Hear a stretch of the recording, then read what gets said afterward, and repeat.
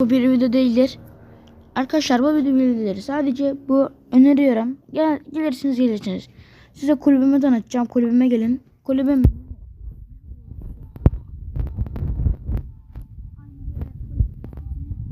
kulüp etiketi yazıyor ya arkadaşlar en altta. Hashtag 2Q9C UC Y2. Bunu arkadaşlar yazın. Bak nereye mi yazacaksınız? Buraya işte hashtag 2 ne bileyim Q falan bir şey yazın. Onu yazın arkadaşlar buraya. Arkadaşlar onu yazın. Kulübüm yine açtım. Gelin arkadaşlar. Yerlerimiz boştur. Size kapımız her zaman açıktır. Şimdiden size hoş geldin. Bye.